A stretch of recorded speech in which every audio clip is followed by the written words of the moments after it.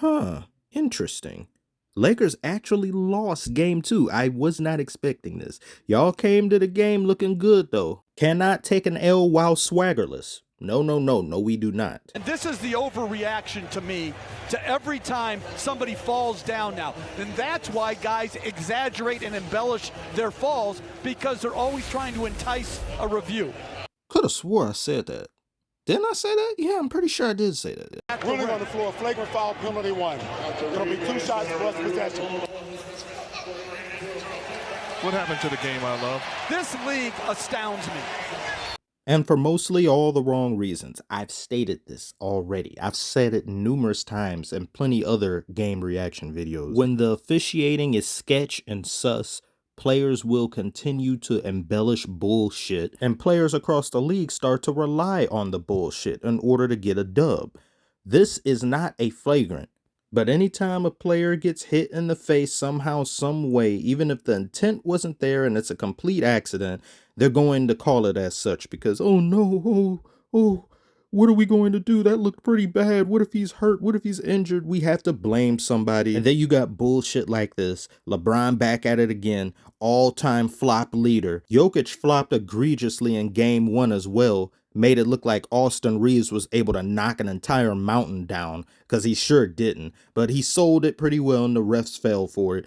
They just got it. They got to do something about this. The fix the system. People flop like this. Even if you have to pause the game and to see if it was there, if you see it was a flop, they need to get fined. I think a lot of our guys, to be honest, they may not admit this or not. You know, you win game 1 of the playoffs, and all everybody talked about was the Lakers. Let's be honest. That was a national narrative was, hey, the Lakers are fine. They're down 1-0, but they figured something out. No one talked about Nikola just had a historic performance. He's got 13 triple-doubles now, 3rd all-time.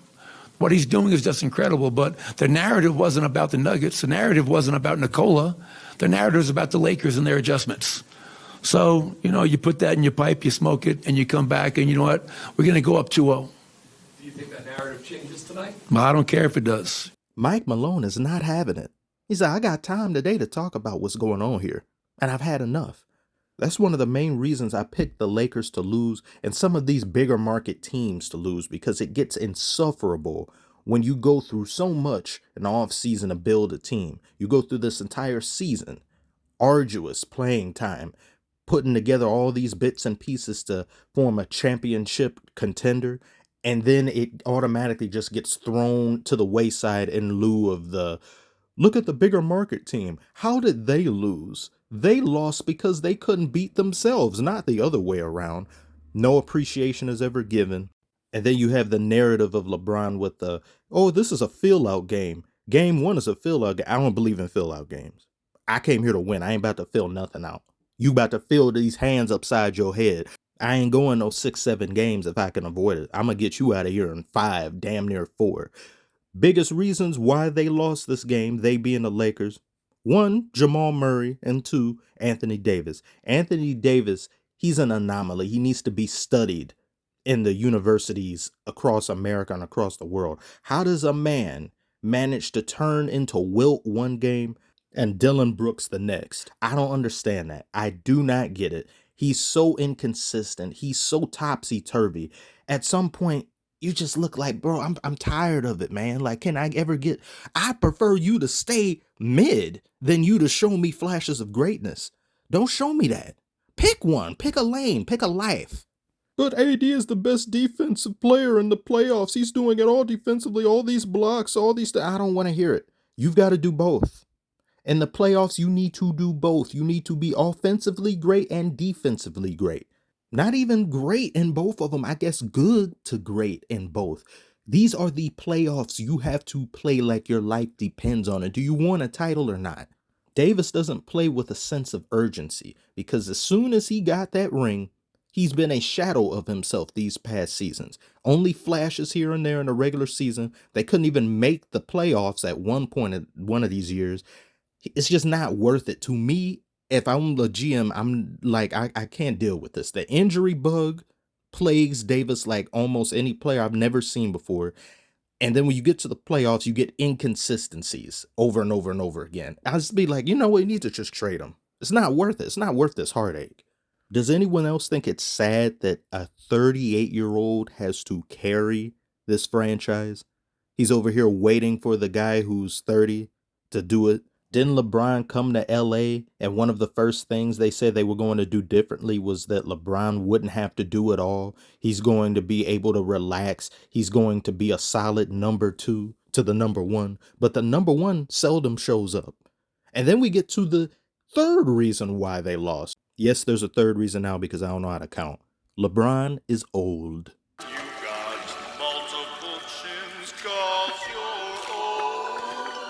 I've seen 2 games now back to back where LeBron does extremely costly shit in the most crucial moments of a game in the fourth quarter, back to back times. I saw him in the Warrior series look gassed.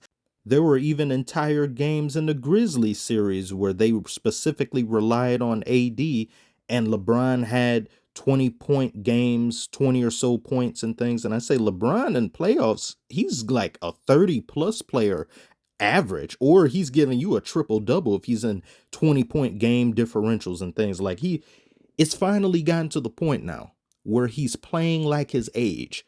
In the playoffs where they expect more of you athletically, more of you speed and lateral quickness, he's just not able to keep that up at a high enough rate for the duration of a game, for as much as the Lakers are depending on him, because he should not have to be doing this, but has no choice because of a Mr. Anthony Q. Davis. And when you're playing against someone like Jokic, who, in my opinion right now, he is the best player in the world, that narrative that they've begun shortly after game 1, yeah, I would agree with that. I would agree with that, most definitely. When you're playing against someone like that, you have to be at your utmost best, mentally and physically. And he just can't be expected to have to carry this burden nonstop over and over. Should he still be able to produce more? He shouldn't have missed as many of those shots. He shouldn't have taken as many of those ill-advised threes. But of course, Stop shooting threes! I just believe he shouldn't be shooting as many of them, but I'm not going to get angry at him for shooting them, period. As I see a lot of people are like, LeBron, just go into the paint, get them down low. They can't beat you. You're too big, too strong. He can't do that consistently anymore. Y'all who play 2K, y'all go play 2K and tell me that doing all of those post moves, doing those spin around fadeaways, banging down low, pause, for an entirety of the game isn't going to put you on a Gatorade bottle. Put you there way quicker than it is just shooting jump shots. And he knows this. He has to have energy left to expend where he needs it most. But now that he's expending it where he needs it most in the fourth quarter, he goes and whiffs and makes bad mistakes, foolish mistakes. I've never seen him do this as consistently. I don't believe that clutch narrative of him not being clutch has been a thing since maybe when he was in Cleveland, his second go around. I think that's been dead and gone for years. But these things right here are unclutch worthy comments. Like these are worthy.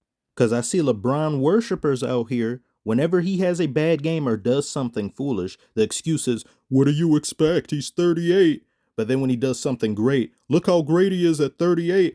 You can't pick and choose his age being helpful or a detriment to him to fit your argument. You can't do that. They had to rely on Austin Reeves to keep them in the game in the fourth quarter as Jamal Murray was lighting them up. D'Lo was stuck on a loading screen that seemingly never had an end to it. And your 2 star players in Davis and LeBron just couldn't produce what they needed to produce to get them over the hump. I do believe if LeBron had a better game, I don't think he had a bad game necessarily, but his fourth quarter was bad. If he plays more like the LeBron people think he should be, like 30 plus points or more, they can win this game. If he doesn't do the foolishness he did in the fourth quarter, the turnover, the whiff layup, the missed 3, they can win this game. I thought this was a winnable game for most of the part, even with Jamal Murray lighting them up like this.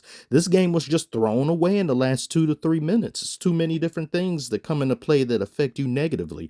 And if Davis plays like himself, they can win this game. I don't know what they're going to do going back home, because if they go home and they lose one of those home games, the series is over. I don't think this is over now. Just 2-0 lead. This is why they make these games the way they do, because they know that home game plays a great part in a team's production and their mentality. And they most likely, the NBA would like all of these series to go 7 games because more money and it's also more competitive, better product. So if they lose any one of these next games at home, it is done. You are cooked. You are not coming back from this. Jokic has shown himself to be the true MVP of the season, which what I thought he did and so many other people thought he was. I know MVP is a regular season award, but I just believe he had a better regular season than Embiid. I don't see how that can be in question as much. And you've got Aaron Gordon and Michael Porter Jr. doing their thing. They're hot from 3. They're hitting their shots with consistency. You just can't win against a team that's going to follow through. And Nuggets kind of began to choke a little bit in that game 1, but they were able to stand firm. And that counts for something. So that's about all I have to say. Do you have the Lakers coming back in this series? Are they going to be able to tie it 2-2 with 2 home win games? Or do you think the Nuggets might sweep them? I'm not too sure about that. Or do you think if they lose the next game, even if the Lakers are to win game 4 in the crypt, it'll be over? Comment below. Let me know what you think. If you made it this far, like, subscribe, and I shall see you on the next one.